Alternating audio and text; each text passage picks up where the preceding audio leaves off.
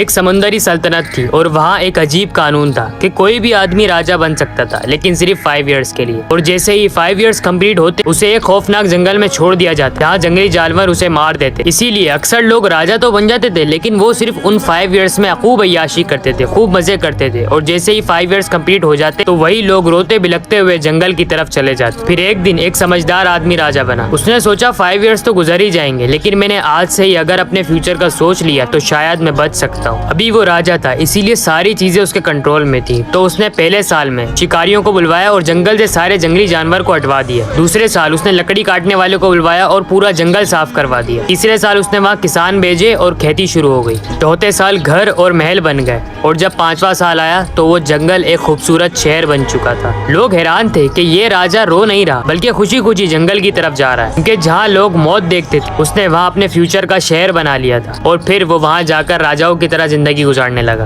Moral of the story simple है, आज आपके पास टाइम है। अगर आप चाहो तो इस टाइम को यूटिलाइज करके अपने आने वाली फ्यूचर को उस तरह डिजाइन कर सकते हो जिस तरह आप चाहते हो, या फिर कंफर्ट जोन में रहकर इस टाइम को वेस्ट कर सकते हो। इन कंफर्ट जोन में रहने की प्राइस आपको रिग्रेट से पे करनी होगी। बट अगर आपने आज अपना टाइम यूटिलाइज कर लिया तो हो सकता है कि आने वाले 5 इयर्स बाद आप भी एक राजा जैसी जिंदगी गुजार रहे।